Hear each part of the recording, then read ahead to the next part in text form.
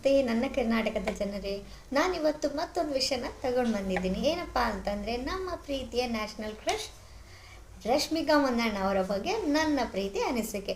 ಏನಪ್ಪ ಅಂತಂದರೆ, ಇವಾಗ ನಮ್ಮ ಮುದ್ದು ರಶ್ಮಿಕಾ ಮಂದಣ್ಣನವರಿಗೆ ಮದುವೆ ಆಗಿದೆ. ಯಾಕಪ್ಪ ಇಷ್ಟು ಪ್ರೀತಿಯಿಂದ ಮಾತನಾಡ್ತಿದ್ದೀನಿ ಅಂತಂದರೆ, ಇವತ್ತು ಅವರು ನ್ಯಾಷನಲ್ ಕ್ರಶ್ ಆಗಿದ್ದಾರೆ.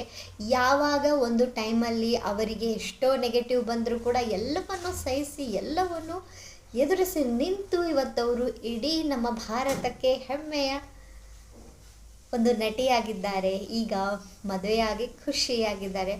ಅವರಿಗೆ ಎಲ್ಲವೂ ಕೂಡ ಒಳ್ಳೆಯದಾಗಲಿ, ಎಲ್ರಿಗೂ ಕೂಡ ಒಳ್ಳೆಯದಾಗಲಿ. ಹಾಗಾಗಿ ಅವ್ರನ್ನ ನಾವು ಹರಿಸೋಣ, ಅವ್ರಿಗೆ ಒಳ್ಳೆಯದಾಗಲಿ ಅಂತ ಶುಭಾಶಯ ಕೋರೋಣ.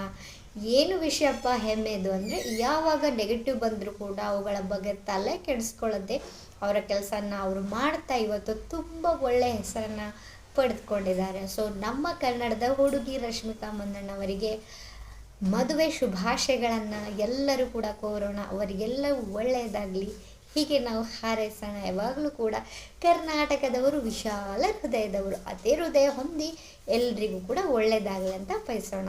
Thank you.